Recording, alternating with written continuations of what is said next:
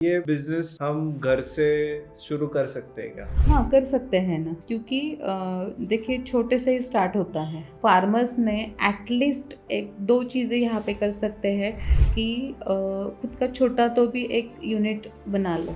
बेचना कैसे है, क्या है, वो अपने आप आइडिया आ जाता है। डिहाइड्रेट करने के बाद 1 ईयर का शेल्फ लाइफ है, नॉर्मली हम रख सकते हैं, तो क्यों नहीं बना के रख सकते हो आप? तो फेंकने से बेटर है प्रोसेस कर लो। कौन से ऐसे इंडस्ट्रीज है कि जहाँ पे ह्यूज रिक्वायरमेंट है B2B में? स्वीट में है, कन्फेक्शनरी इंडस्ट्री है, चॉकलेट और जाम, जूस, जेली, स्मूदीज, फार्मा भी है, और आयुर्वेदा का तो बहुत बड़ा है। अभी हमारी कंट्री से जो आयुर्वेदिक चीज़ें जाती है बाहर पाउडर्स फॉर्म में या फिर रॉ फॉर्म में, तो सबसे ज़्यादा डिमांड है। B2B डील्स कैसे क्रैक करें? हमारे जो प्रोडक्ट है, दो चीज़ें हैं, मैन्युफैक्चरर और ट्रेडर।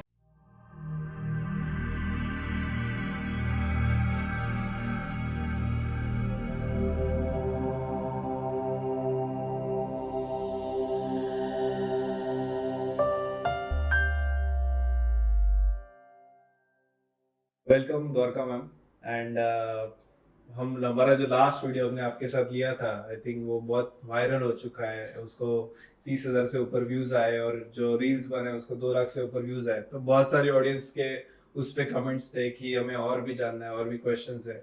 तो ये आज के पॉडकास्ट में हम अभी आपकी जर्नी समझेंगे एंड अलॉन्ग विद ये इंडस्ट्री का इन डेप्थ अभी आज हम जानेंगे कि डिहाइड्रेशन इंडस्ट्री क्या है। So first I think question वही से करते हैं कि एक डिहाइड्रेशन इंडस्ट्री क्या है, थोड़ा गाइड कीजिए। First of all thank you for inviting me again. और सच्चे में कि लोगों को जो लास्ट पॉडकास्ट हुआ तो उसमें जो जानकारी उन तक पहुंची और जो भी बेनिफिट हुआ है वो तो अच्छा ही है।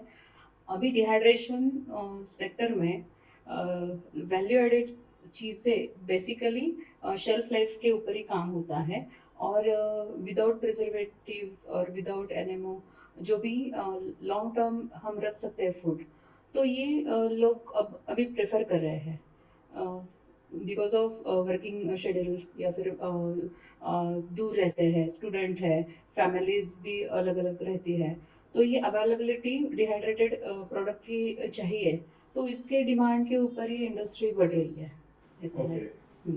सो अभी इतने सारे बिजनेसेस होते हैं, आपने ये कैसे बिजनेस चूज किया डिहाइड्रेशन, और आपका पर्सनल जर्नी, मतलब बिफोर स्टार्टिंग दिस बिजनेस आप क्या पहले करते थे और अभी आप क्या कर रहे हो?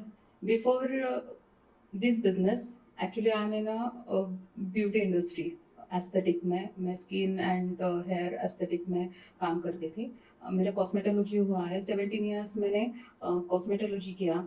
और आफ्टर लॉकडाउन या फिर कोविड सिचुएशन में मेरा बिजनेस में लॉस हुआ, जो भी हुआ तो वो तो कवर नहीं कर सकती थी, लेकिन अदर क्या अपॉर्चुनिटी है, तो वो 2 सालों में मैंने R&D किया कि हम क्या कर सकते हैं।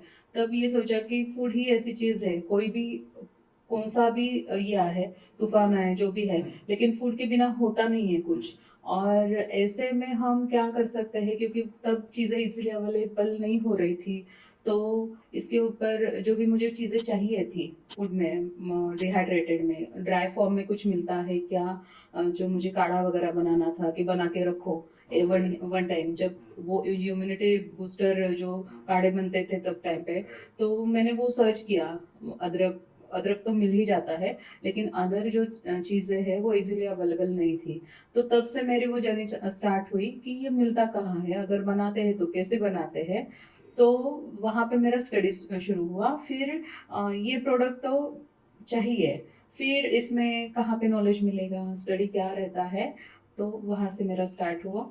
फिर एजुकेट होना, स्किल्ड होना मुझे अच्छा लगा कि इसी में करते हैं, क्योंकि जो डिहाइड्रेटेड प्रोडक्ट है वो तो एक रॉ मटेरियल भी है, मतलब एक आध कंपनी हमसे लेती है तो उनका वो रॉ मटेरियल रहता है हमारा फाइन प्रोडक्ट, एंड प्रोडक्ट। और दूसरा है कि वैल्यू एडेड चीज़ है, जो भी प्रीमिक्स है, तब मुझे पता चला कि प्रीमिक्सेस में जो भी है, सूप संपीते हैं, जो भी है, मैगी वगैरह जो भी हम खाते हैं, तो यही चीज़ों से बनता है।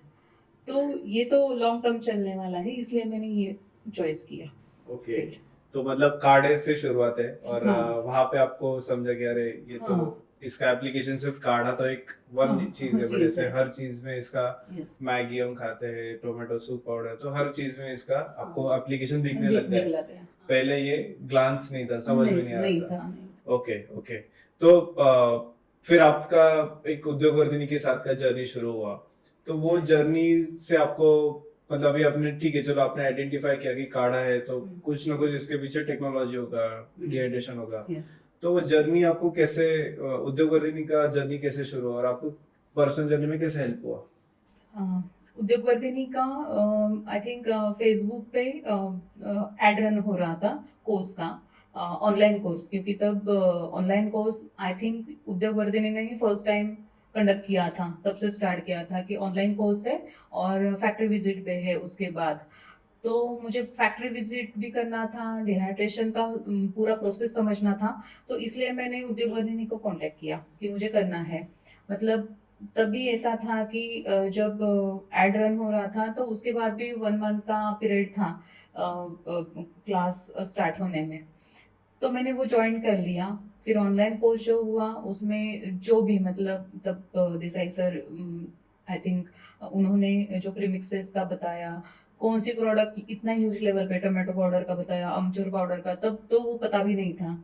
तो प्रीमिक्सेस उससे ही बनते हैं, वो कैसे बनते हैं, वो सब उस कोर्स में था। डिहाइड्रेटेड प्रोडक्ट, डिहाइड्रेशन करना और वैल्यू एडेड प्रोडक्ट करना, तो वो पूरा। और उसके बाद आई थिंक कोर्स कंप्लीट होने के बाद 1.5 मंथ के बाद हमारा फैक्ट्री विजिट थे, जो कमर्शियल्स लेवल पे काम करते हैं। तो वो बहुत बेनिफिशियल है स्टार्टिंग में ही कि कैसे प्रोसेस होता है ह्यूज लेवल पे। कमर्शियल मतलब होममेड अलग चीज रहती है मशीन्स के थ्रू, और कमर्शियल्स लेवल पे अलग रहती है। तो ये जो डिफरेंस समझ में आया, तो फिर वो कॉन्फिडेंस अलग बना। और यही है कि इस चीज की वजह से व्यूज चेंज हो गए, गोल्स सेट हो गए कि कहाँ तक हम काम कर सकते हैं, कहाँ तक जा सकते हैं। तो पर्सनली मुझे यही चीज़ है कि प्रैक्टिकली वो चीज़ें देखने को मिली, और मुझे वो करने करने मिली। और सपोर्ट तो मुझे तब से है कि क्या कर सकते हैं, कहाँ पे हम देख सकते हैं। मतलब ये अगर कहीं पे होता था तो वो कहाँ पे देखने को मिल सकता है, कहाँ पे मार्केट है, वो भी पता चला। तो उस हिसाब से पूरा वो एक जर्नी में स्टार्ट तो अभी तक है ही है, स्टेप बाय स्टेप। वो जैसे ग्रो हो रही हूँ मैं, तो उद्योग वर्धिनी में ज्यादा और मुझे सपोर्ट मिलता है इस चीज के लिए। अभी अपना जो कम्युनिटी है एंटरप्रेन्योर्स का, फूड स्पेसिफिकली फूड एंटरप्रेन्योर्स का, सो बहुत सारे लोग आपको पहचानते हैं या आप बहुत सारे एलुमनाइज को, अदर नेटवर्क्स को पहचानते हैं। तो ये एक पॉइंट पे थोड़ा सा आप थोड़ा एलेबरेट कीजिए कि ये, क्योंकि आपके वीडियो जब आए थे तो वहां से भी बहुत सारे हमारे एलुमनाइज ने पूछा था आपके बारे में, तो वो काफी ट्रांजेक्शंस हुए या काफी नेटवर्क हुआ। तो एक कम्युनिटी का क्या रोल प्ले करता है? कम्युनिटी का तो बहुत बड़ा रोल प्ले होता है, क्योंकि एक तो कोर्स करना है फर्स्ट थिंग। तो पॉडकास्ट देखने के बाद कंफ्यूजन में थे कि कोर्स करे या नहीं करे, तो पहले तो कोर्स कर लो, बेसिक नॉलेज गेन कर लो, कुछ तो भी क्लियर होता है उसमें। फिर जो सिखाते हैं उसमें से आपको ऐसा नहीं है कि हम डिहाइड्रेशन ओनली मैन्युफैक्चरिंग का देख रहे हैं तो वही करना है, अपॉर्चुनिटीज तो बहुत है इसमें। तो कम्युनिटी की कंफ्यूजन दूर होती है कि जब मुझे कनेक्ट हुए लोग, तो हम कोर्स करें या ना करें। अगला करने के बाद कॉल आते हैं तो पूछते हैं कि अभी हमें प्रोडक्शन में नहीं करना है, तो ट्रेडिंग करें या पैकेजिंग का भी है, तो वो गाइडेंस लेते हैं। तो मैं उनका बैकग्राउंड पहले चेक करती हूँ कि एग्जैक्टली वो किस बैकग्राउंड से है, मीन्स वर्किंग है, कॉलेज गोइंग है, हाउस वाइफ है, या सेकंड इनकम के लिए भी अभी लोग सोच रहे हैं कि हम ये कर सकते हैं क्या। तो ये नॉलेज शेयर करना, तो नॉलेज बढ़ता है, मतलब मैं देती हूँ तो एटलीस्ट मुझे इतना सेटिस्फेक्शन है कि मिसगाइड नहीं होते हैं, और उनको एक कंफ्यूजन दूर होके एक क्लियर पाथ की तरफ जाते हैं लोग कि एक्शन मोड पे, हाँ ये हम कर सकते हैं तो ये हम करेंगे।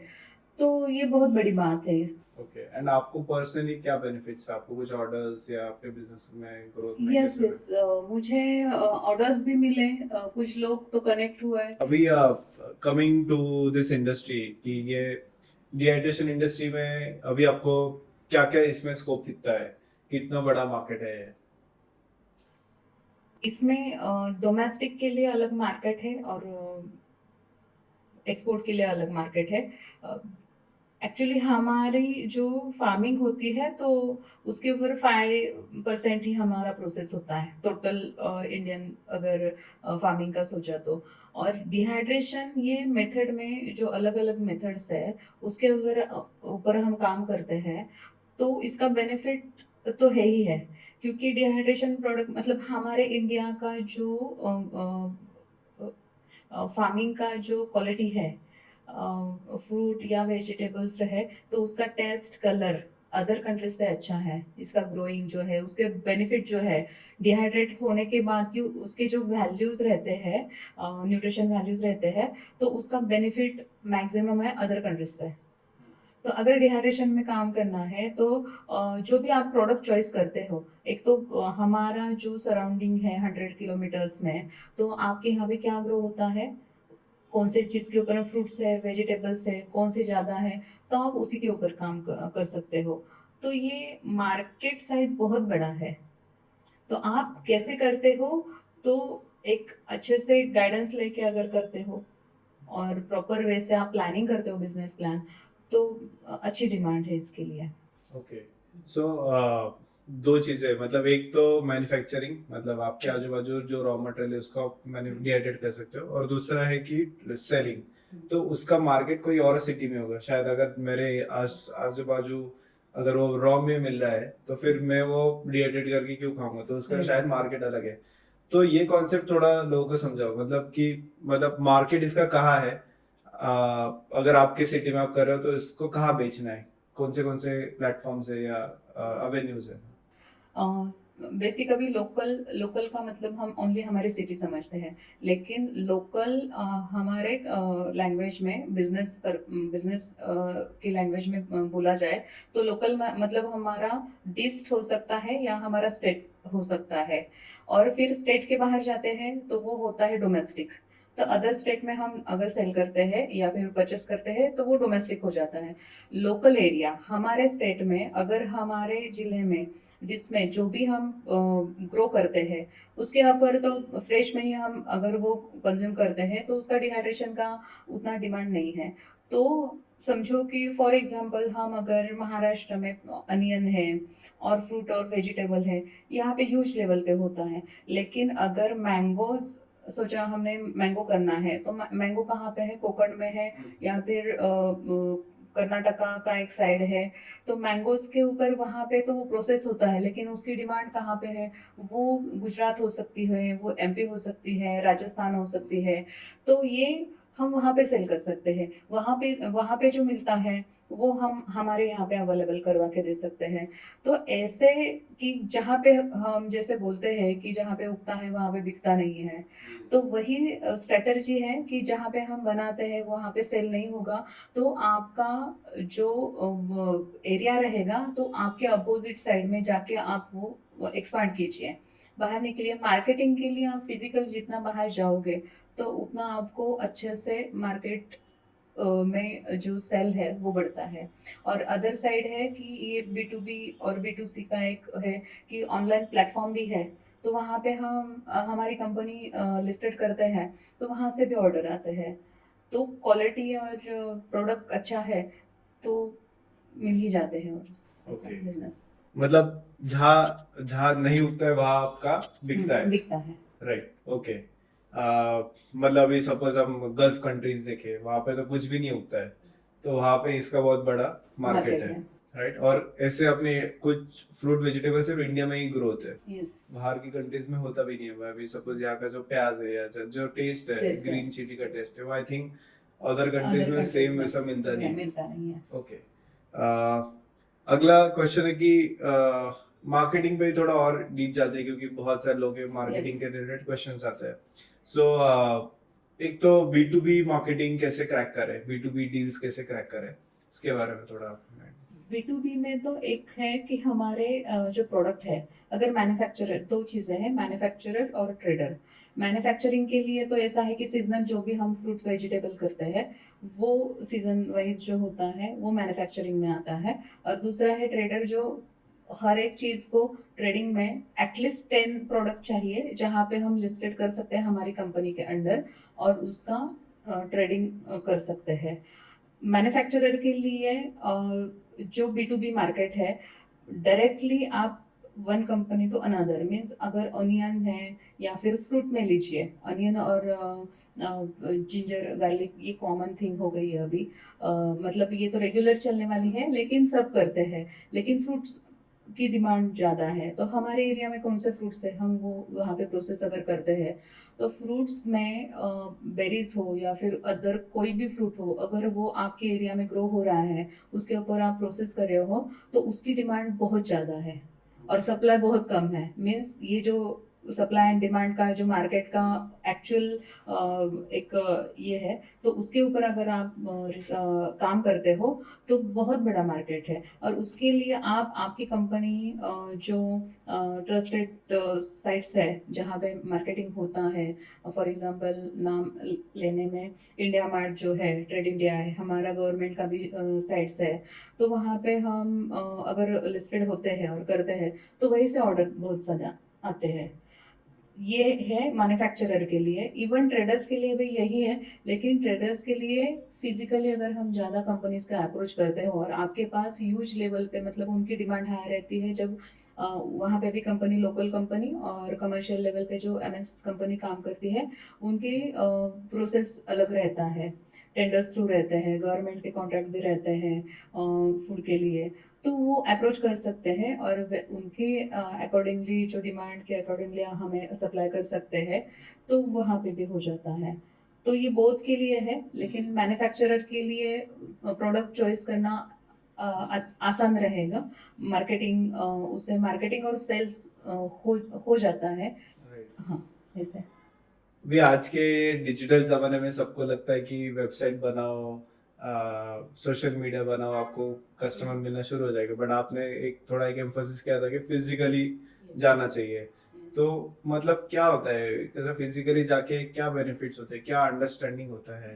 एक्चुअली अभी भी हम कहीं पे भी काम कर रहे हैं, मतलब बिजनेस हो, जॉब हो, जो भी हो, बिजनेस में है कि आप जब वन टू वन बात करते हो तो हमारा प्रोडक्ट कितना अच्छा है ये कन्विंस करना, और सामने वाली कंपनी जो भी रहती है उस उनका हमारे ऊपर ट्रस्ट और हमें उनके ऊपर ट्रस्ट कि हम किन लोगों के साथ काम कर रहे हैं।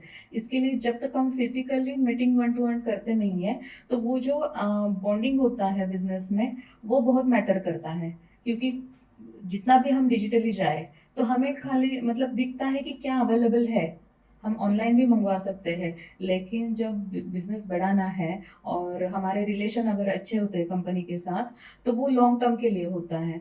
तो इस यहाँ पे जितना ट्रस्ट हम गेन करते हैं एक दूसरे के ऊपर, वो ट्रांसपेरेंसी और उसके लिए हमें वन टू वन मीटिंग करना, क्योंकि वो कम्युनिकेशन अलग हो जाता है और वहाँ पे ट्रस्ट गेन होते रहता है, और ट्रस्ट बिल्ड होने के बाद वो लॉन्ग टर्म बिजनेस चलता है।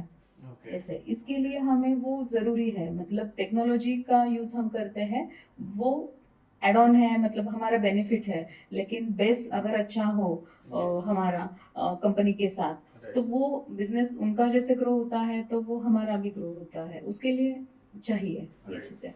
ट्रस्ट बिल्डिंग में बहुत इंपॉर्टेंट फैक्टर्स है। यस। बहुत सारे हमें कमेंट्स ऐसे आते हैं कि क्या आप हमसे ही माल खरीद के क्या आप हमें बेच के दोगे क्या, या क्या आप हमें बायर लिस्ट दोगे क्या ढूंढ के। तो मैं हमेशा उनको वही गाइड करता हूँ कि वो बायर का ट्रस्ट आप पे होना चाहिए। तब वो जब ट्रस्ट एक बार आपका Exactly. एक दूसरे के साथ होता है तभी वो डील आगे डील होता है। आगे तो होता है। बिजनेस में सबसे पहले बायर ढूंढना या मतलब आपको प्रोडक्ट बेचना, ये सबसे इम्पोर्टेंट चीज है। एक बार आपको फॉरवर्ड लिंकेजेस आते हैं, बेचना आ गया, तो फिर बैकवर्ड लिंकेजेस आप धीरे धीरे कर सकते हो। तो आपने भी ट्रेडिंग से शुरुआत किया, तो यही एक तरीका है, पर इसमें वही है कि ट्रस्ट बिल्डिंग बहुत Yes, इंपॉर्टेंट है। उसके important है। लिए आपका ट्रांसपेरेंट रहना, ऑनेस्ट रहना प्राइजेस के बारे में, या आप कमिटमेंट आपका Yes, जो yes. भी हाँ। टाइम पे आपने कमिटमेंट दिया है वो फुलफिल फुलफिल करना। करना। तो ये सब करोगे तो आपका धीरे धीरे बिजनेस ग्रो होगा। तो यही आप भी यही कर रहे हो और आप भी इसी तरीके से जा रहे हो। अगला है कि कौन से ऐसे इंडस्ट्रीज है कि जहाँ पे ह्यूज रिक्वायरमेंट है B2B में, अगर हम बात करें तो? यहाँ पे देखिए कि कंपनीज मतलब छोटी बड़ी बहुत सारी कंपनीज है, हर एक की रिक्वायरमेंट अलग है। मतलब टाइप ऑफ मतलब industries like type of spices या ऐसे स्पाइसेस का टाइप के? है, स्वीट में है, कन्फेक्शनरी इंडस्ट्री है, फिर चॉकलेट और जाम जूस जेली, ये भी एक इंडस्ट्री है। यहाँ पे भी ड्राई फॉर्म में पाउडर्स लगते हैं, पपाया पाउडर, गुआवा पाउडर वगैरह, जो जाम जेली के लिए जाता है, उनका बेस रहता है। और चॉकलेट इंडस्ट्री तो आपको भी पता है कि अभी चॉकलेट्स में इतना सारा डिहाइड्रेटेड और फ्रीज ड्राइंग प्रोडक्ट ही फ्रूट्स ही यूज करते हैं। तो चॉकलेट इंडस्ट्री बहुत बड़ी है, क्योंकि हर कोई खाता है। लेकिन अभी इसमें जो इनोवेशन हुआ है, बेस तो एक ही रहता है चॉकलेट का, बट यहाँ पे फ्रूट्स जो एड ऑन है, बेरीज में है, अदर फ्रूट्स है, तो ये ड्राई फॉर्म में ही आता है। दूसरी इंडस्ट्री है जो हेल्थ कॉन्शियस लोग है, वहाँ पे स्मूदीज करके जो अभी एक आया है, तो वहाँ भी फ्रूट्स ही लगते हैं। ओके। फ्रूट बेस ही स्मूदीज रहते हैं, मीन्स उसका बेस रहता है, ओट्स रहते हैं, अदर कुछ रहता है, लेकिन उसमें ऐड ऑन होता है फ्रूट्स ही होता है, वो डिहाइड्रेटेड। अभी उसमें भी प्रीमिक्स आ गया है। मतलब अभी भी वो इंडस्ट्री जो स्मूदीज की है, वो 1% भी नहीं है। ओके। मतलब स्मूदी जो कंज्यूम करते हैं, लोगों को स्मूदीज भी पता नहीं है। एक क्लास समझो कि एक है कि उनको स्मूदीज पता है, और एक है कि जिनको पता नहीं है, और कुछ लोग ऐसे हैं कि जिनको पता है लेकिन कभी ट्राई नहीं किया है स्मूदीज क्या है। तो ये भी एक इंडस्ट्री है, जहाँ पे हम जैसे कॉर्नफ्लेक्स वगैरह है, वहाँ पे भी डिहाइड्रेटेड ही फ्रूट्स वेजिटेबल्स में ऐड होते हैं। मीन्स ये एक इंडस्ट्री है। तो ह्यूज इंडस्ट्री है। हम प्रोडक्ट मतलब बिजनेस करते टाइम हम प्रोडक्ट क्या नया इनोवेशन करते हैं उसमें, और किस चीज को हम डिहाइड्रेटेड में कन्वर्ट करते हैं, प्रीमिक्स में कन्वर्ट कर सकते हैं, ये सोच के ऊपर है। वो आइडिया क्लिक होना चाहिए। तो बहुत बड़ी इंडस्ट्री है। मतलब ये रेगुलर सूप्स और प्रीमिक्सेस जो ग्रेवीज और इसके अलग, इसके बजाय ये भी इंडस्ट्री है। दूसरा है केटल फूड, फूड में भी जो है मतलब एनिमल फूड रहता है, तो उसमें भी ये चीज़ें जाती है, वेजिटेबल्स जाते हैं, नॉट ओनली फ्रूट्स, और वेजिटेबल्स भी ऐड होते हैं। तो ये एनिमल फूड का भी बड़ा इंडस्ट्री है। तो आप फार्मा भी है, आयुर्वेदिक फार्मा है, और आयुर्वेदा का तो बहुत बड़ा है। अभी तो इंडियन आयुर्वेदा आयुष मंत्रालय का अंडर आता है जो, तो हमारी कंट्री से जो आयुर्वेदिक चीज़ें जाती है बाहर पाउडर्स फॉर्म में या फिर रॉ फॉर्म में, तो सबसे ज़्यादा डिमांड है। तो वो इंडस्ट्री की तरफ कौन देखते हैं? हम इन जनरल जो काम करते हैं तो हम फूड के ऊपर ही फोकस करते हैं, लेकिन वो भी इंडस्ट्री एक ऐसी है कि बाहर के लोग ज्यादा उसको डिमांड करते हैं। अगर कोई उसमें जाता है तो मैं सजेस्ट भी करती हूँ कि आप 2 चीजें भी करते हो ना, शतावरी, अश्वगंधा, मोरिंगा, ओके। ये 3 चीजें ऐसी हैं, और चौथा रहा वीट ग्रास। तो ये 4 चीजों की बहुत अच्छी डिमांड है। तो आप वो ग्रो करो, या फिर रॉ मिल रहा है तो उसका पाउडर फॉर्म में करो, और आप छोटे छोटे भी आप एक्सपोर्ट करते हो ना। हमारे यहाँ तो डोमेस्टिक में चलो कि मिल ही जाता है, मतलब हमारे यहाँ की ग्रोइंग है इंडिया की, तो एक्सपोर्ट के लिए बहुत अच्छा है। और आयुष मंत्रालय के अंडर इसमें बहुत सपोर्ट है। जैसे फूड में अपना अपेडा का सपोर्ट रहता है, वैसे आयुष का भी आयुर्वेदा के लिए बहुत सपोर्ट रहता है। तो उसके उसके उसमें भी बहुत ज्यादा चांसेस है। अच्छा, अच्छा फील्ड है। ओके। तो मतलब हमारे रोजमर्रा के प्रोडक्ट्स में इसका यूज है, बट हमें वो पता नहीं पता है। नहीं है। मतलब हम आइसक्रीम भी खाते हैं तो आइसक्रीम का जो फ्लेवर है वो एक डिहाइड्रेटेड प्रोडक्ट से ही बना हुआ है। फिर अगर हम इसका मैगी भी खाते हैं तो मैगी के जो वेजिटेबल्स होते हैं वो भी, बट मैगी मसाला का भी अगर आप इंग्रेडिएंट पढ़ो तो वहाँ पे सब dried bread, even coriander. Pizza हाँ। बर्गर में जो सीजनिंग होता है, वो यही चीजों से होता है। अनियन पाउडर, गार्लिक ग्रेन्यूल, और स्पाइसेस में जो भी है, तो ये पाउडर फॉर्म और ग्रेन्यूल्स जो है, उससे ही ये प्रीमिक्स ही हो गया है जो हम सीजनिंग बोलते हैं। तो वो कहाँ से बनता है? उसके लिए भी यही रॉ मटेरियल लगता है। कुछ नहीं तो हाँ, अगर B2C में भी करना हो तो ओनली आप सिर्फ आप सीजनिंग के ऊपर भी प्रोडक्ट लेते हो, 5 सीजनिंग, चीज अनियन, टोमेटो, टैंगी टोमेटो, जैसे हम बोलते हैं, तो वो सीजनिंग के ऊपर भी आप काम करते हो। और छोटे छोटे पैकेट या फिर कंटेनर में जो भी आता है, तो आप वैसा भी सेल करते हो, तो ह्यूज लेवल पे उसका सेल है। मिलते नहीं है अभी, 2-3 मैम शायद 2-4 कंपनीज है कि ये इसमें काम कर रही है, लेकिन छोटे से शुरुआत करते हो ना तो भी लोकल एरिया में वो मिलता नहीं है। इन जनरल जनरल स्टोर में भी मिलता नहीं है, ऑनलाइन मिल जाता है लेकिन आउट ऑफ स्टॉक ही दिखता है ज़्यादातर। तो आप वैसे भी कर सकते हो, सीजनिंग का भी एक अलग सा बिजनेस है ऐसे। और B2C में क्या है? B2C मतलब अभी हमने ये B2B सप्लाई, बट अभी B2C में मतलब जैसे रेडी टू कुक प्रोडक्ट्स बना सकते हो, तो उसमें आप एज एन एंटरप्रेन्योर क्या क्या कर सकते हैं कोई? एज अ एंटरप्रेन्योर देखिए कि उसमें भी B2C में अ, उसमें भी बहुत बड़ी रेंज है। मीन्स सूप का अलग है, मिल्स का अलग है, स्वीट का अलग है। फिर अभी ऐड हो गया है मिलेट बेस्ड सब फूड है। मीन्स मिलेट बेस्ड मेरे मतलब मेरे पास भी अभी millet based noodles and pasta है, लाइक अ मैगी, लेकिन millet based, mix millet, multi millet उसका। फिर जो हम थेपला वगैरह बोलते हैं या फिर मराठी में थालपीठ बोलते हैं, और डोसाज है। तो अगर एक भी हम चॉइस करते हैं सूप्स में करना है ना, तो हेल्दी सूप्स में जाइए, जो ब्रोकोली बेस है, स्पिनाच बेस है, जो टेस्टी भी रहता है और उसके बेनिफिट भी है। तो वो आप B2C में आप घर से भी करते हो ना ये चीज़, कम से कम, लेकिन कोई भी आप चॉइस करो, मिनिमम आपके पास 5 to 7 प्रोडक्ट चाहिए जो मार्केट में चलने के लिए, और आपकी उतनी क्वालिटी अच्छी। तो हेल्थ सूप्स है, खाने में भी है कि हम देखते हैं कि बाहर अभी बच्चे पढ़ने के लिए जाते हैं या फिर सर्विस के लिए है, तो यहाँ से भेजते हैं प्रीमिक्सेस में, ready to eat, ready to cook.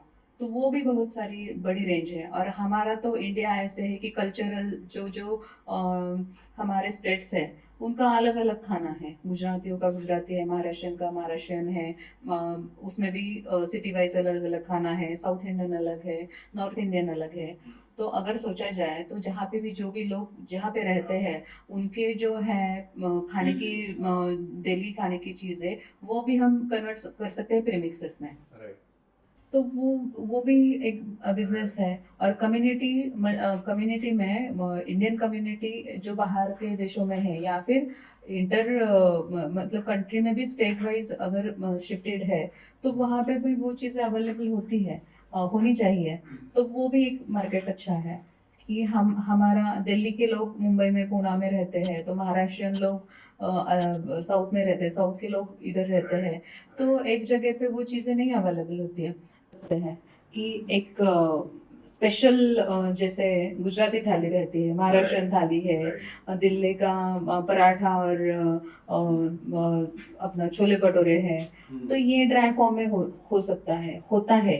तो उसके ऊपर आप काम कर सकते हो कि स्पेशली वही चीज़ और वही तुम्हारा ब्रांड है कि आपका स्पेशली रहेगा ऐसे। राइट। इससे तो मतलब एक तो इनोवेशन के लिए बहुत स्कोप है, और पूरे इंडिया में 29 स्टेट्स है, तो हर एक स्टेट का क्यूजीन और एक ही प्रोडक्ट, मतलब अगर हम सिर्फ पाव भाजी भी पकड़े तो पाव भाजी का टेस्ट दिल्ली में अलग है, गुजरात में Yes. अलग है, महाराष्ट्र में अलग है। तो आप आपके रीजन के हिसाब Region के से हिसाब से। जो टेस्ट प्रेफरेंस है उसका रेडी टू कुक बना सकते हो।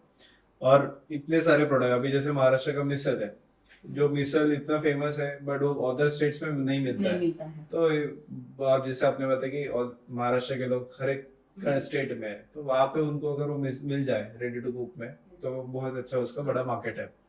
तो सो आई थिंक मतलब ये टेक्नोलॉजी ऐसा है कि ये फाउंडेशन लेवल पे डिहाइड्रेशन, अगर आप ये सीख जाओ तो आप आपका जो लोकल क्यूजीन है जिसमें आप माहिर हो, अच्छा टेस्ट है, आप उसको डिहाइड्रेट करके एक स्टैंडर्डाइज कर सकते हो, स्टैंडर्डाइज कर सकते और वो आप कहीं पे भी अपना प्रोडक्ट बेच सकते हो।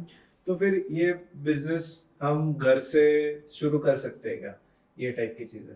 हाँ, कर सकते हैं ना, प्रीमिक्सेस में हम कर सकते हैं, जैसे रेडी टू ईट और रेडी टू कुक। क्योंकि देखिए छोटे से ही स्टार्ट होता है।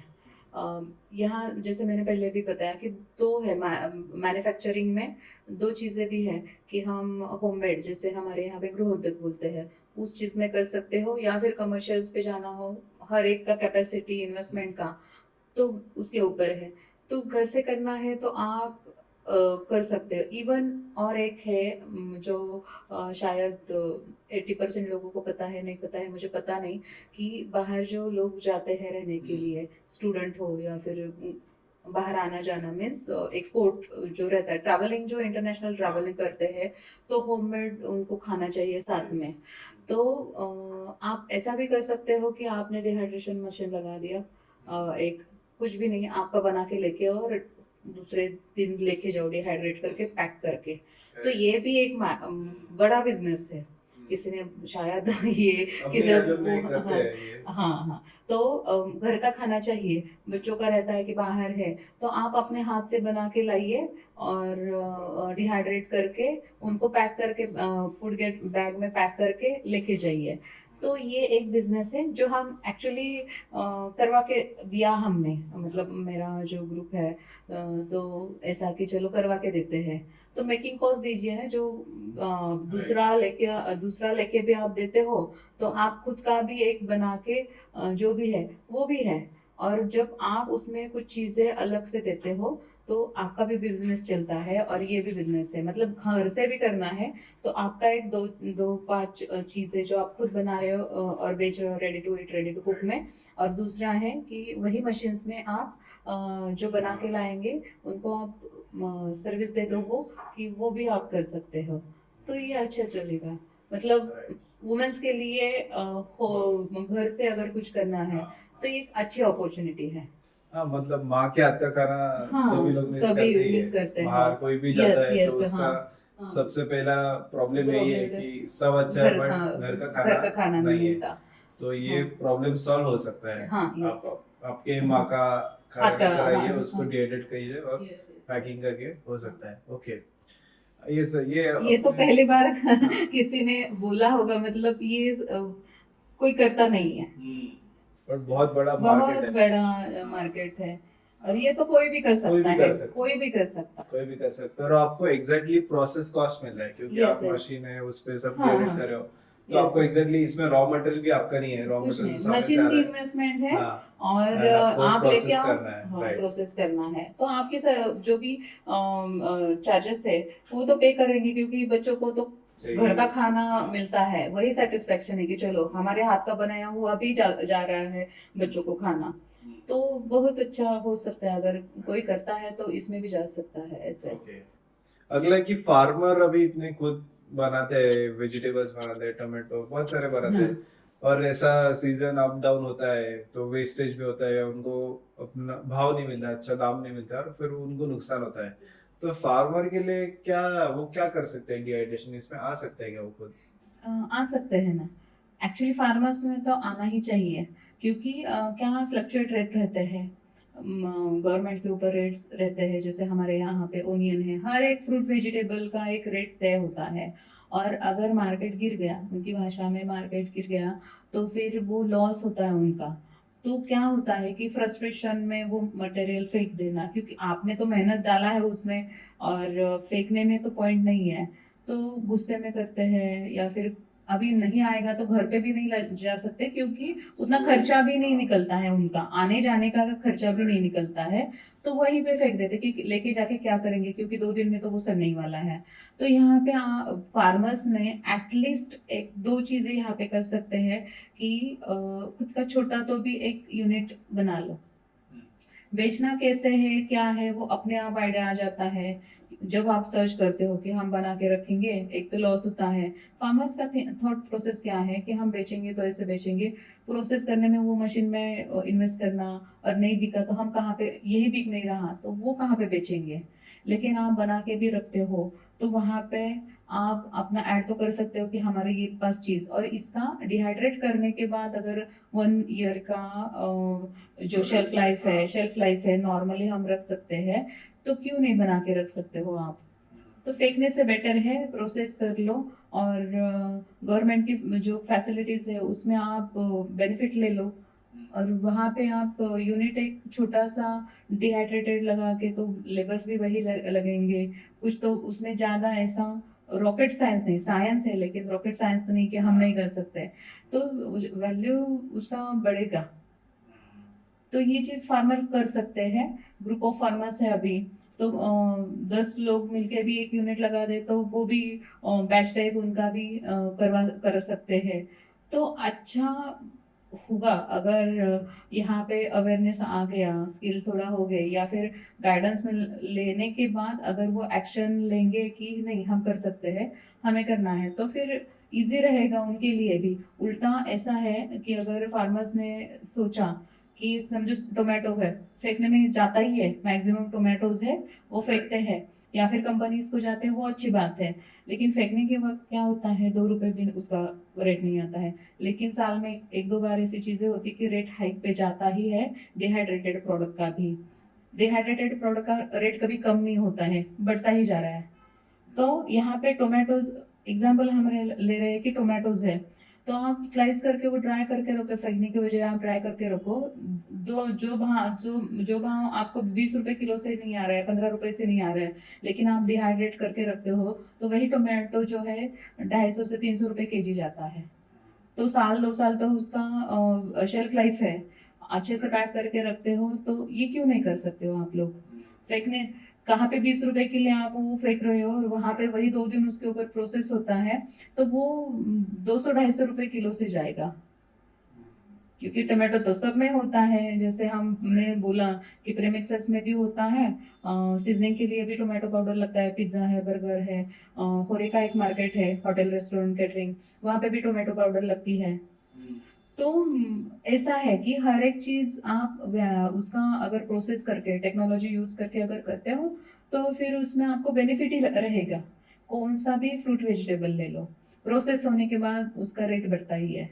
तो ये फार्मर्स ने अगर सोचा और वैसे उन्होंने डेयरिंग करी और रिस्क लिया, तो वही के वही उनका डबल बेनिफिट है। जहाँ पे फ्रेश में रेट हाई होता है तो सेल किया, रेट नहीं आया तो उसके ओवर प्रोसेस कर लिया और आपने स्टोर करके रखा अच्छे से। उसमें भी और मेथड है, मैं तो खाली ड्राइंग का बोल रही हूँ लेकिन अदर भी है जो चीजें प्रोसेस की, तो वो भी कर सकते हैं राइट ऐसे।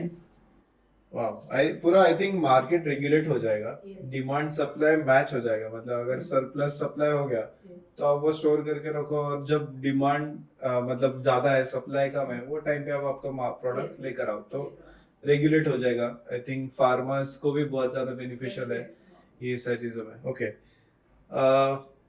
नेक्स्ट अभी आपने ही बताया, जो मेरे दिमाग में भी नेक्स्ट क्वेश्चन था कि डिहाइड्रेट करने के अलावा और भी टेक्निक है, जैसे फ्रीज ड्राइंग एक टेक्निक है, तो ऐसे क्या क्या चीजें हो सकती है, मतलब फ्रीज ड्राइंग में भी क्या क्या हो सकता है? फ्रीज ड्राइंग तो यहाँ पे तो डिहाइड्रेशन तो रेगुलर है, सबको पता है। फ्रीज ड्राइंग न्यू मतलब अभी अभी लोगों को पता चल रहा है, लेकिन जो फ्रीज ड्राइंग है उसमें तो वेट और उसमें लाइट वेट होता है, उसको एस्ट्रोनॉट फूड भी बोलते हैं। तो उसमें डिहाइड्रेटेड मेथड जो हम tray drawing, heat pump drawing करते हैं, और फ्रीज ड्राइंग में, तो फ्रीज ड्राइंग में उसका टेस्ट, कलर और उसका शेल्फ लाइफ, ये नॉर्मल डिहाइड्रेशन मेथड के आगे और आगे की टेक्नोलॉजी है।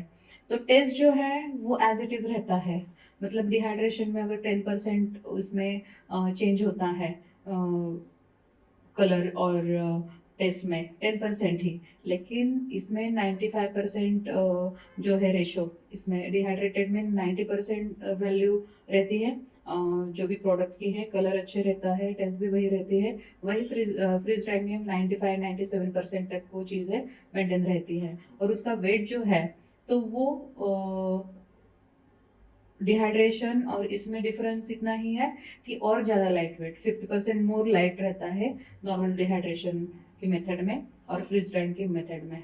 तो वो ज़्यादा लाइट, एस्ट्रोनॉट फूड ही उसको बोलते हैं, क्योंकि जो भी एस्ट्रोनॉट में जाते हैं तो वहाँ पे यही चीज़ें ले, जो फ्रीज ड्राइंग चीज़ें हैं वही जाती है। जो हमारे बॉर्डर पे जो रहते हैं तो जवान लोग, तो वहाँ पे भी यही फूड जाता है, प्रीमिक्सेस, और फ्रूट में हो, वेजिटेबल्स में हो, प्रीमिक्सेस में हो, क्योंकि उसका वेट लाइट रहता है, क्योंकि उनको जहाँ पे रहना पड़ता है वो बर्फीला एरिया रहता है जो भी है, तो वो कम से कम वेट चाहिए, तो खाना तो सबसे ज़्यादा लेके जाना पड़ता है, तो इसके लिए उनको एस्ट्रोनॉट फूड ही बोलते हैं।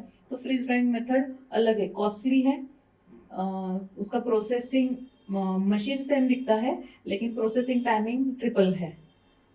हाँ, नॉर्मल डिहाइड्रेशन में अगर 12 घंटे लगते हैं, 10 घंटे 12 घंटे लगते हैं, तो फ्रीज टाइम में 24 आवर्स, 35 आवर्स ऐसा वो बैच रहता है, डिपेंड ऑन विच फूड और वेजिटेबल, उसके ऊपर डिपेंड रहता है इससे।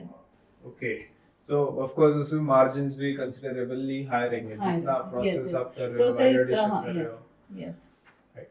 अगला आई थिंक यही मेरा क्वेश्चन उसी पे था, वैल्यू एडिशन या मार्जिन्स के रिलेटेड, मतलब इसमें कितना प्रॉफिट हो सकता है, कितने प्रॉफिट मार्जिन होते हैं, बी टू बी में कितना, बी टू सी में कितना, ये काफी क्वेश्चंस आते हैं लोगों के। अभी डिहाइड्रेटेड फूड में B2B में है, मैन्युफैक्चरर हो तो उसको 25-30% तक मार्जिन रहता है, टेंटेटिवली मैं बता रही हूँ। वो भी डिपेंड रहता है हम कौन सी सिटी में हैं, और अर्बन एरिया में है और या फिर रूरल एरिया में है, तो उसके हिसाब से जो भी प्रोडक्शन कॉस्ट रहता है, क्योंकि रूरल एरिया में अगर नज़दीक सब रहता है, वहाँ पे जो भी करंट के चार्जेस रहते हैं, लाइट चार्जेस रहते हैं, वो अलग रहते हैं, सिटी का अलग है। फिर लेबर चार्जेस भी सिटी में ज़्यादा रहते हैं और ग्रामीण में अलग रहते हैं, तो उसके हिसाब से वो इवन रॉ मटेरियल भी जो है वो भी, उसका भी कॉस्टिंग अलग रहता है, ट्रांसपोर्टेशन का अलग कॉस्टिंग रहता है। तो ये चीज़ें अगर हम ग्रामीण एरिया में करें, अर्बन एरिया में करें, तो वहाँ पे हमारा जो कॉस्ट आता है तो वो बेटर देन सिटी। और जो भी ट्रांसपोर्टेशन है वो तो डिहाइड्रेशन प्रोडक्ट के लिए कितना भी दूर हो तो भी होता है। B2B में प्रोडक्ट कॉस्ट के ऊपर ही आगे का प्रॉफिट तय होता है, तो मैन्युफैक्चरर के लिए भी और ट्रेडिंग के लिए भी। अभी बहुत सारे लोगों को ऐसा लगता है कि ट्रेडिंग करते तो इनको बहुत मिलता है, तो वैसे होता नहीं है, क्योंकि मैन्युफैक्चरर ट्रेडर से ज़्यादा जो सेल करता है उसको ही ज़्यादा प्रॉफिट होता है, क्योंकि उसको वो एज अ रिटेलर सेल करता है। लेकिन यहाँ पे B2B में समझिए कि मैन्युफैक्चरर हो तो 20-25% तक भी बेनिफिट जा सकता है, उसमें प्रॉफिट हो सकता है। 20% हम पकड़ सकते हैं टेंटेटिवली। और B2C में तो इंटू 3 टाइम मीन्स, अगर आप बनाते हो 100 रुपीज़ में, आपका फैक्टर रेट जाता है, एक्सपेक्टेड रेट, तो आप खुद का जो ब्रांडिंग का जो खर्चा होता है और पैकेजिंग और मार्केटिंग का वो भी ऐड ऑन करते हो, तो उसमें वही चीज़ आपको 3 टाइम बेनिफिट दे सकती है। Depend on your product quality, taste, उसके ऊपर ही लोगों को पसंद आना चाहिए। पैकेजिंग बहुत अच्छा किया लेकिन अगर प्रोडक्ट अच्छा नहीं हो तो वो जाएगा नहीं। होता है बहुत बार ऐसे कि पैकेजिंग के ऊपर बहुत खर्चा किया।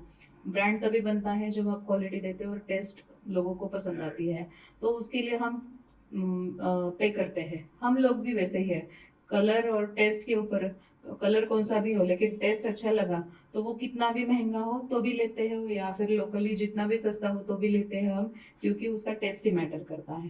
क्वालिटी के ऊपर अगर आप ध्यान देते हो तो फिर आपको अच्छा प्रॉफिट उसमें मिल सकता है। ओके ओके, मतलब B2B करो तो आपका प्रोडक्शन वॉल्यूम कितना है, कितने टन का आप कैपेसिटी लगा रहे कैपेसिटी, हो, यस, का लेबर कॉस्ट क्या है, उसके Yes, हिसाब से सब आपका मार्जिन्स चेंज चेंज हो हो सकता सकता है। है। एंड वेयर एज अगर आप, एंड और एक चीज की, देखो रॉ मटेरियल से जितना आप क्लोज रहो उतना अच्छा, अच्छा, क्योंकि you're right. अभी 10% अगर हम्म, मतलब अगर आप 10 किलो रॉ मटेरियल आ रहा है, आपका एंड प्रोडक्ट 1 किलो है, हाँ, तो 10 किलो का ट्रांसपोर्टेशन कॉस्ट जितना मिनिमम रहेगा उतना आपके लिए फायदेमंद फायदेमंद रहेगा। रहेगा। एंड वेयर एज एक B2C ब्रांड आपको बनाना है तो उसके लिए आपका ब्रांडिंग, पैकेजिंग, वो आप जितना एनहांस कर पाओगे और जितना यूनिक प्रोडक्ट टेस्ट बना पाओगे उस पे आपके मार्जिन्स वैरी करते हैं। तो जैसे MOM नाम के ब्रांड है जिन्होंने आज रेडी टू कुक प्रीमिक्सेस में बहुत सारे प्रोडक्ट्स बनाए, but they are working at very high margins.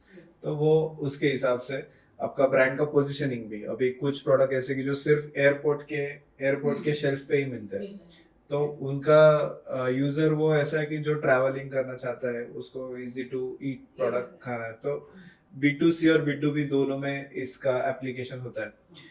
Next मैं अभी आपको पूछना चाहता हूँ, आप खुद इस इंडस्ट्री में एंटरप्रेन्योर है, आप मैन्युफैक्चरिंग भी करते हो, आप ट्रेडिंग भी करते हो, सो जो हमारी ऑडियंस है वो भी इस इंडस्ट्री में आना चाहती है, इधर थ्रू मैन्युफैक्चरिंग या इधर थ्रू ट्रेडिंग, तो क्या क्या चैलेंजेस आते हैं इसमें दोनों सेगमेंट्स में, अगर आप बता सकते। एक तो फर्स्ट थिंग कि मैन्युफैक्चरिंग करना, हमें पहले मैन्युफैक्चरिंग कर लेती हूँ। मैन्युफैक्चरिंग में हम अगर करते हैं तो पहले तो हमारा बेसिक टेक्नोलॉजी कैसे यूज़ करते हैं नॉलेज चाहिए। हम एक जो उसमें एजुकेशन है वो लेके स्किल्ड होना ज़रूरी है, क्योंकि हर चीज़ हम दूसरे के ऊपर डिपेंड रह के नहीं कर सकते हैं। मीन्स अगर घर से अगर किसी को शुरू करना है तो वो भी मैन्युफैक्चरिंग ही हुआ। जैसे होममेड, जैसे हमने पहले बोला कि एक फीमेल अगर करती है, घर से काम करना है, तो उसको एटलीस्ट टेक्निक वो कैसे यूज़ करनी है वो तो पता होना चाहिए। तो उसमें जब हम आगे बढ़ते हैं, अगर एक छोटा सा यूनिट हम सोचते हैं कि मिनिमम हमें पर डे का हमें 50 केजी तो भी आउटपुट वाला प्रोडक्शन करना है, तो उसके लिए मिनिमम कितना इन्वेस्टमेंट आएगा। इन्वेस्टमेंट की कैपेसिटी के ऊपर ही, क्योंकि लोन लेके या फिर खुद का कुछ इन्वेस्ट करके अगर हम बनाते हैं तो वो इन्वेस्टमेंट इन्वेस्टमेंट बढ़ना चाहिए। मतलब इन्वेस्टमेंट में प्रॉफिट लॉस है ही है, लेकिन लॉस ना हो इसके लिए हम क्या कर सकते हैं, तो हम बिजनेस प्लान कर सकते हैं। आपका विजन इतना क्लियर होना चाहिए, आपका इतना बेसिक बेसिक चीज़ें रहती है, छोटी छोटी जो चीज़ें रहती है उसके ऊपर आपको खुद को काम करना पड़ता है। एज अ मैन्युफैक्चरर, एंटरप्रेनर तो आगे की बात है, लेकिन अगर आप मैन्युफैक्चरिंग में जाना चाहते हो तो खुद स्किल होना चाहिए। अगर एक दिन आपका स्किल लेबर नहीं आए तो खुद खड़े होकर आपको वो काम करना पड़ेगा। अगर आपका एक दिन जो हेल्पर नहीं आए तो आपको खुद वो काम करना पड़ेगा। आपका माइंडसेट वैसा चाहिए कि कौन सा रात दिन अगर काम करना पड़े, अगर कोई भी नहीं है, खुद से ही स्टार्ट करना है, तो भी आपको ये सब चीजें कि क्या प्रोसेस है, प्रोसेसिंग में क्या होता है, फूड प्रोडक्शन में वॉशिंग क्लीनिंग होता है, रॉ मटेरियल आता है तो वो कहाँ पे रखना है से लेके वो वॉशिंग करना है, क्लीनिंग करना है, सॉर्टिंग करना है, फिर प्रोसेस करना है, प्रोसेसिंग के बाद पैकेजिंग आता है, फिर स्टोर होता है। तो उसकी जो सबकी क्वालिटी जगह रहती है, अगर वो प्रोसेसिंग ही पता नहीं है तो आप ओनली मशीन्स लेके करोगे क्या? आपको कौन सा प्रोडक्ट करना है, प्रोडक्ट पहले फाइनल करना पड़ता है। मुझे यही करना है ऐसा होता नहीं है कि मुझे प्याज ही करना है, मुझे लहसुन ही करना है। अदर प्रोडक्ट है, प्रीमिक्सेस में अदर प्रोडक्ट है, रेडी टू कुक में आप जा सकते हो, या फिर जो भी रॉ मटेरियल के ऊपर आप प्रोसेस करोगे तो वहां पे आपको आपका क्लियर गोल सेट होना चाहिए। नेक्स्ट 3 ईयर टू 5 ईयर्स का आपका प्लान रेडी चाहिए। बी प्लान भी चाहिए, अगर लॉस आया तो मैं क्या कर सकता हूँ, आपका वर्किंग कैपिटल ज़्यादा लगता है इसमें। तो वो सब चीज़ें ध्यान में रख के फिर मैन्युफैक्चरिंग में आप जाते हो, तो आपका सर्वाइविंग पीरियड जो भी रहता है वो सर्वाइवल आपका 50% आपका माइंडसेट के ऊपर ही आप थ्रू आउट हो जाते हो। तो वो पहले माइंडसेट है। बिजनेस माइंडसेट मीन्स 24/7 आप सोचना ही पड़ता है कि कल क्या चैलेंज आएगा और हमें क्या फेस करना है। तो हमारे पास सॉल्यूशन चाहिए, ना कि हम प्रॉब्लम को लेके बैठेंगे और फिर हम वो जो भी चल रहा है उसके ऊपर भी हम ध्यान नहीं दे रहे। तो ये रहा मैन्युफैक्चरिंग का। ट्रेडिंग के लिए वही चीज़ एप्लीकेबल है। हम जब काम करते हैं तो हमारा प्रोडक्ट का पूरा नॉलेज चाहिए। साइंटिफिक मीन्स अगर ओनियन है तो ओनियन कौन सा है, किस जाति का ओनियन है, उसकी साइज क्या है, प्रोसेसिंग का करते टाइम हमने वो कितने टाइम तक रखा है, कौन सा फ्लेक्स में है तो कौन सी साइज का फ्लेक्स है, कट साइज में है तो कितना कट साइज में है, बायस की रिक्वायरमेंट क्या रहती है, यही सब चीज़ें रहती है, वो आपको पता होनी चाहिए। आप ट्रेडिंग करने के लिए जा रहे हो, मुझे पता ही नहीं है कि ओनियन का कौन से फॉर्म में आता है या रिक्वायरमेंट रहता है। अगर वही पता नहीं तो बायर आपसे लेगा क्यों? क्योंकि आपको खुद का ही प्रोडक्ट पता नहीं है। पाउडर फॉर्म में चाहिए तो कौन सा फॉर्म चाहिए, ग्रैन्युलर टाइप भी रहता है form, powder form, fine powder भी रहता है, उसका कलर कौन सा चाहिए, उसमें मॉइस्चर लेवल कितना चाहिए।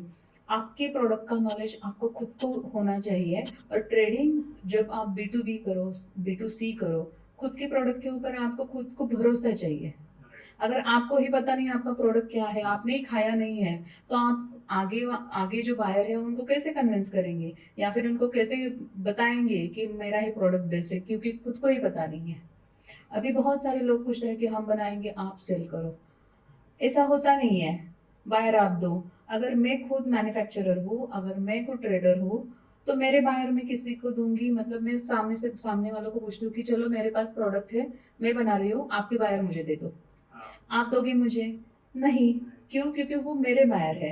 तो ऐसे ही कोई किसी को खुद के बाहर नहीं देता है, हम अलग अलग जगह पे रहते हैं, हम अलग अलग जगह पे अलग अलग प्रोडक्ट बनाते हैं, तो हमारा जो सोशल नेटवर्किंग रहता है, हमारा पर्सनल रिलेशन रहता है, बिजनेस रिलेशन रहते हैं, उसके ऊपर ही हमें बायस मिलते हैं। और दूसरा मेन है अभी कि सोशल मीडिया पे हम जो सर्च करते हैं या फिर किसी मार्केटिंग एजेंसी के साथ जुड़ते हैं, तो वहां से हमें बायर्स मिलते हैं। लेकिन तो भी हमें हमारा प्रोडक्ट का पूरा नॉलेज चाहिए और फिजिकली जाना ही पड़ता है खुद को वहां पे जहाँ पे बायर्स है या फिर कंपनीज है, कनेक्ट होना पड़ता है। तो वो चीज अगर आप अपना खुद का एक सेफ जोन छोड़ के अगर काम कर सकते हो और रिस्क ले सकते हो, तो वो इजी रहेगा। मैं कैसे करूंगा, आप सेल करो, ऐसा होता ही नहीं है। कोई भी खुद का बायर सामने नए पर्सन को देता ही नहीं है। हमारे बहुत मतलब इतनी बड़ी इंडिया, तो इतना पॉपुलेशन है और हमारा आजू बाजू में देखते हो अगर 50,000 लोगों में से 5 भी बायर्स हमारे बने, तो भी हमारा बिजनेस अच्छे से चल सकता है। लेकिन वहां पे जाना पड़ता है, कनेक्ट होना पड़ता है।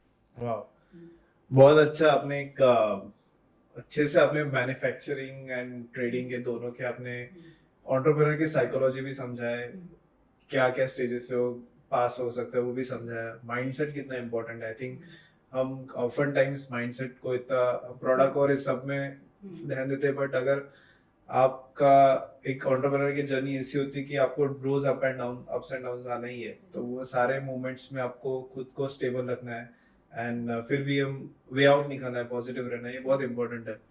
एंड और एक ये बताया कि ट्रेडिंग आप जब करते हो तो आपको प्रोडक्ट का स्पेसिफिकेशंस और मार्केट की एग्जैक्ट डिमांड समझती है, तो और ऑफ कोर्स आप बायर का एक नेटवर्क बना सकते हो, आप सेल कर सकते हो, तो उससे आपको एक तो डिमांड समझता है और आपका नेटवर्क बनता है। फिर उसके बाद अगर आप मैन्युफैक्चरिंग में आते हो तो manufacturing is all about exact आपके पास अभी बायर का रिक्वायरमेंट है, प्रोडक्ट का स्पेसिफिकेशन है, आपको उस हिसाब से आपको मैन्युफैक्चरिंग करना है। तो मैन्युफैक्चरिंग का एक और इट्स एक उसका एक सेट ऑफ टेक्निकलिटीज है कि रॉ मटेरियल से लेके प्रोसेसिंग तक, तो दोनों हैंड इन हैंड, मतलब पहले आप भी आई थिंक आपका जर्नी भी ऐसे है कि पहले आपने ट्रेडिंग किया, समझा एंड फिर आपने मैन्युफैक्चरिंग में आए।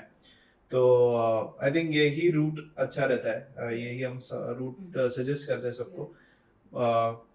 आई थिंक अभी next I would just ask you आपकी पर्सनल जर्नी, पर्सनल आपके एम्बिशंस क्या है, नेक्स्ट गोल्स क्या है, आपको क्या इसमें क्या क्या और पोटेंशियल दिखता है?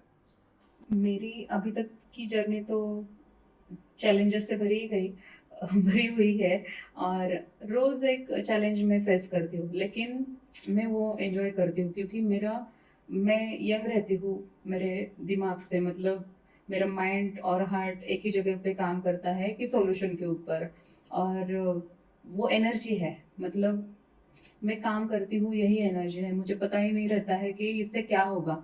क्योंकि रोज अगर मैं 4-5 लोगों से जुड़ती हूँ और काम करती हूँ, तो मैं उस फ्लो में हूँ और मुझे क्या करना है, मेरा गोल सेट है। जैसे लास्ट पॉडकास्ट में भी बताया था कि 100 CR का मुझे बिजनेस करना है। पता नहीं वो कंप्लीट होगा कैसे होगा वो पता नहीं, लेकिन उसके लिए तो मुझे ही मेहनत करनी पड़ेगी, वे तो मुझे ही ढूंढने पड़ेंगे और इसके लिए मुझे 1000 लोगों से जुड़ना पड़ेगा। अगर मेरा टारगेट बड़ा है, मेरा गोल सेट हाई है, तो उसके लिए मुझे मेहनत भी उतनी करनी पड़ेगी। ये मेरा आगे का है कि मैं कंटिन्यूअसली काम करती रहूं और वैसे मुझे लोग मेरे पास वैसे मतलब यूनिवर्स हमारे पास वो चीज़ें भेजता है, तो वैसे ही हुआ है कि उस चीज़ की वजह से वैसे ही मेरे पास बायस की रिक्वायरमेंट है और मेरा गोल तो वही है। मुझे खुद को, हमारे बिजनेस को, मेरे भी नहीं हमारे बिजनेस को और इंडिया को रिप्रेजेंट करना है। तो वो करना है तो जी जान लगा के तो काम कर ही रही हूँ। सक्सेस तो मिलेगा ही मिलेगा और वहां तक पहुंचना है कि ग्लोबली हमारा फूड, इंडियन फूड जो है वो ग्लोबली जाना चाहिए। और अगर मैं करती हूँ तो मेरा नहीं है खाली, जो भी मैन्युफैक्चरर मेरे साथ है, मैं खुद थोड़ा बहुत जो मैन्युफैक्चरिंग करती हूँ और मुझसे जो जुड़ेंगे, ट्रेडिंग करने के लिए जुड़ेंगे या फिर मैन्युफैक्चरर करके जुड़ेंगे, जो भी इसमें मेरे साथ रहेगा, तो वहीं से मैं वो प्रोक्योर करूंगी चीज़ें। कोई मुझसे बोला है कि मुझे मैन्युफैक्चरिंग में जाना है, आप कंसल्टेंसी दीजिए, तो वही प्रोडक्ट मैं उनको करने को बोलूँगी जो डिमांड में हो और हम सप्लाई कर सकते हैं। ट्रेडर जो है तो आपके बाहर है, तो यहाँ से हम आपको अच्छे से लेवल पे एक रेट में जो भी प्रोडक्ट रहते हैं वो सप्लाई करें। तो ये एक चेन रहेगा, एक कम्युनिटी बनेगी और मैं ग्रो होती हूँ तो उनकी वजह से होंगी, और वो हम एक साथ में ग्रो होंगे तो फिर 100 लोग ग्रो करेंगे as a entrepreneur, as a businessman, as a business woman, और ऐसे हजारों लोग हो जाएंगे ना। तो मेरा यही है कि जो भी मुझसे जुड़े वो एक तो बिजनेस में माइंडसेट अच्छा हो और जेन्युइन हो, ऑथेंटिसिटी होनी चाहिए और हम्बल भी होना चाहिए मेनली। और दूसरा है कि ट्रांसपेरेंसी, फाइनेंशियल्स के ऊपर जो रहता है वहीं पे रिलेशन खराब होते हैं, तो वो नहीं होनी चाहिए। ट्रांसपेरेंसी, फाइनेंशियल्स जो भी है वो अच्छे से, जहाँ पे किसी का लॉस नहीं होना चाहिए। बेनिफिट एक तो कोई लेता नहीं है, लेकिन यही मेरा आगे का एक सपना और गोल भी है कि खुद के साथ में 100 लोगों को अगर लेके चलती हूँ और जुड़ते हैं मुझसे, तो फिर साथ में ग्रो करेंगे, एसोसिएट करके काम करेंगे। यहाँ पे ना मैं कम ना ज़्यादा, ना सामने वाला कम ना ज़्यादा, तो साथ में हम ग्रो कर सकते हैं। खुद को भी हम आगे ले जा सकते हैं और देश के लिए भी काम कर सकते हो। तो मेरा अभी का तो है कि एक्सपोर्ट के ऊपर ही मैं ज़्यादा फोकस है मेरा। कि बोलते हैं कि क्या है एक्सपोर्ट में, डिहाइड्रेशन प्रोडक्ट में इतना नहीं है। अगर अपॉर्चुनिटी ढूंढने जाओ तो बहुत सारी मिलेगी, और मुझे मिल गई है, तो मैंने ढूंढा है उसके लिए। तो 6 महीने से मैं वही कर रही हूँ लास्ट, कि मुझे एक्सपोर्ट में करना है। तो मुझे कहाँ कहाँ पे है, एक ही सिटी के ऊपर, एक ही कंट्री के ऊपर मैंने फोकस नहीं किया है। अदर कंट्रीज भी है, बहुत सारी कंट्रीज हमें पता भी नहीं रहती है कि वहाँ हम कैसे पहुँचे, वहाँ पे भी मैंने सर्च किया है। तो सब कर सकते हैं, लेकिन पहुंचना चाहिए। तो मेरा फोकस है कि मैं डिहाइड्रेटेड प्रोडक्ट या रेडी टू ईट फूड में जो भी है, जो भी करेंगे, तो फिर वो मेरा गोल है कि वहाँ तक जाना है मुझे। ग्लोबली एटलीस्ट 10 to 15 कंट्रीज तक तो मैं पहुंच जाऊँ, हमारी कंपनी उतना ग्रो करे। तो यही मेरा गोल है ऐसा। ग्रेट। बहुत अच्छा जर्नी आपका रहा है, एंड आपने जो आज नॉलेज दिया है लोगों को, आई थिंक जो आपको सोनी, आई थिंक मुझे लगता है 1000 एसोसिएट्स तो भी आपको ज्वाइन करेंगे, एंड आपका जो गोल है 100 करोड़ का, आई थिंक वो भी कुछ सालों बाद आपको छोटा दिखने लगेगा, ऐसा मुझे लगता है। होपफुली। अगर आप एक इंडिया लेवल का ब्रांड रिप्रेजेंट करना चाहते हो, तो वो एक लार्जर विजन आपको बहुत अच्छा लगा। एंड ये एक ऐसा चीज है कि जिससे फार्मर्स भी बेनिफिट होते हैं, एंटरप्रेन्योर्स भी बेनिफिट होते हैं, एंड इतने सारे लोगों को जॉब क्रिएशंस भी हो रहे हैं, तो आई थिंक ये काफी नोबल कॉज है। So great, thank you so much Dwarka ma'am, and see you again. Yes, thank you so much. और उद्योग वर्धिनी के मैं फिर से एक बार मैं थैंक यू बोलूँगी, ग्रेटिट्यूड दूंगी। और यहाँ से मुझे सच्ची में एक पहचान मिल गई है, मैं पैन इंडिया पहुँच गई हूँ, मैं ग्लोबली पहुँच रही हूँ। तो आई एम हैप्पी, एंड ये मेरा मतलब एक सक्सेस, इससे मेरा एक 10 स्टेप में आगे गई उद्योग वर्धिनी की वजह से। तो I am very thankful to you and all team of Uttar Pardini. Thank you so much.